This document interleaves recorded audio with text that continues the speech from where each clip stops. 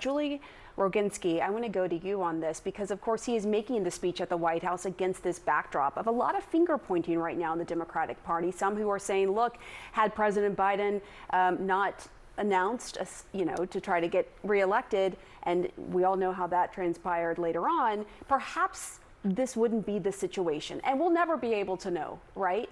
What do you say to that?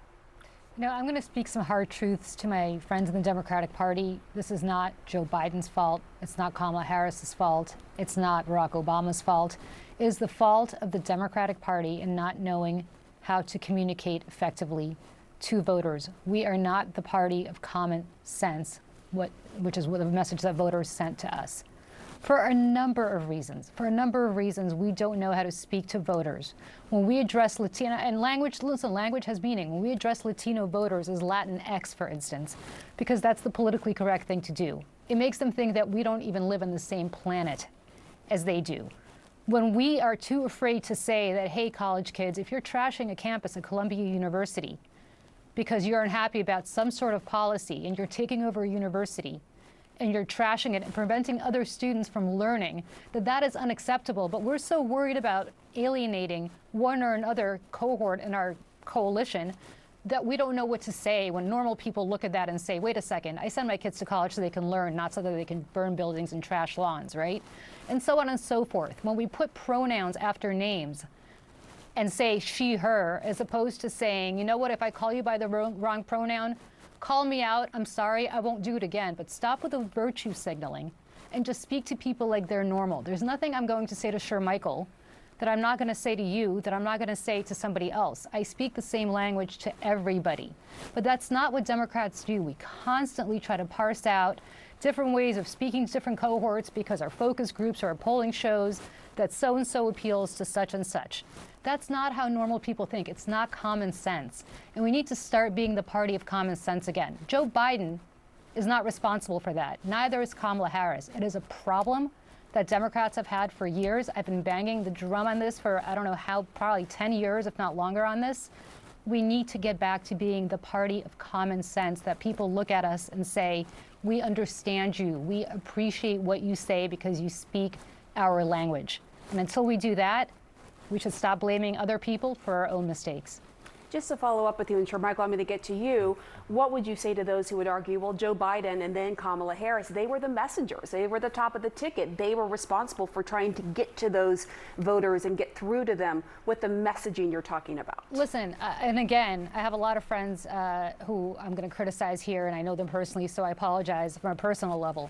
But when you're spending your time at the White House trying to have viral moments with Steve Doocy of Fox News, which nobody in the real world in Bucks County, Pennsylvania, or in Saginaw County, Michigan, knows or cares about. When you're trying to go viral on TikTok because you're somehow taking on and trying to humiliate an anchor at a cable news station, as opposed to looking into the camera and saying, this is what we have accomplished for you today in plain terms, right?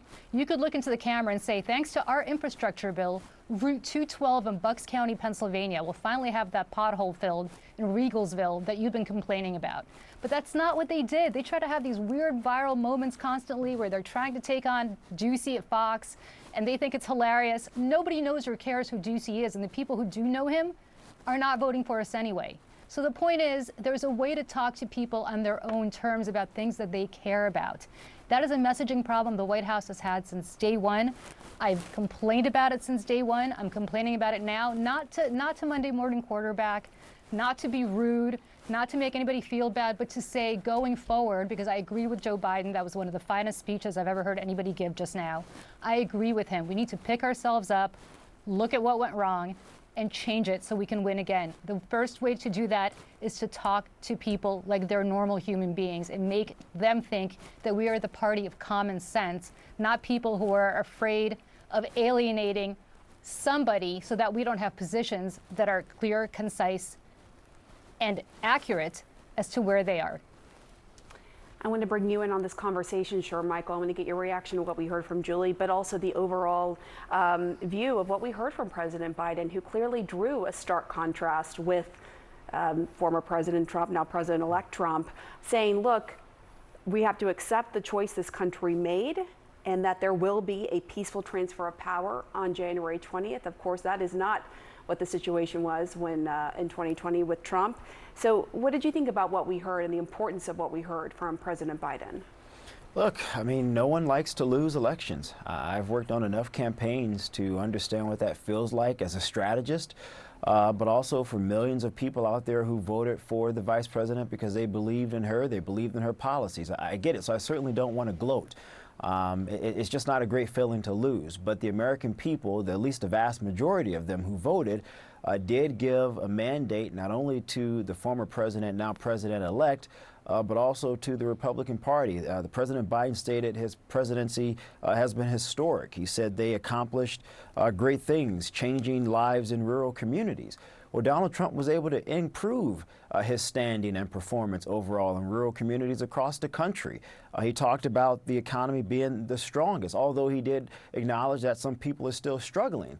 Well, economic dislocation is still a very real thing. It's why I would argue vast majority of people voted for Trump over the vice president. I think it's why Donald Trump was able to increase his margins with Latinos, specifically Latino men.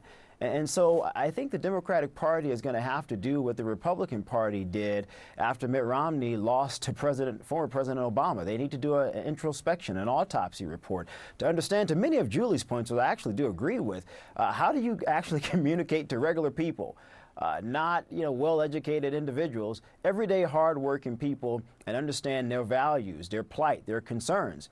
I don't think the Democratic Party, at least in my opinion, and I'm a conservative, so maybe our viewers may say, well, Shermichael, you're a bit jaded or biased in your perspective here, and I certainly understand that. That's a fair point. But I think a lot of people believe that the Democratic Party of the past is no longer the Democratic Party of today. And as you think about that dislocation as it pertains to the economy, we could go all the way back to NAFTA with President Bill Clinton at the time and the outsourcing of manufacturing jobs and how over the past 2.5 decades that's led to the economic environment that we're seeing today. And so people are wondering, particularly men who oftentimes work with their hands, who don't get college degrees, well, how am I supposed to survive in this continuously changing economy, one that relies more on information technology and less on skilled workers? I mean, you have to provide solutions to those workers. And I think Donald Trump, in a very unique way, and I know Democrats will criticize the depth or the nuance and specificity of some of his arguments, but to be able to provide a critique and recognition of that plight of many people is important. And I think that's why he ultimately won and Vice President Harris did not. Final thoughts to you, David. I thought that was really thought-provoking, what we heard from both Julie and Shermichael. Yeah, no, this is what happens after an election. You look at what occurred, what the people were saying, and the parties, especially the losing party, tries to adjust and figure out a new way forward. This is exactly how Bill Clinton came to prominence in the Democratic Party after 12 years of Republican dominance in Reagan Bush. Found a different kind of path and appeal, and we'll see what comes out of the ashes here for Democrats going forward. I just want to say one other piece of Biden's remarks today that I think are worth highlighting. Given the lies about the 2020 election that Donald Trump spread for 4 years,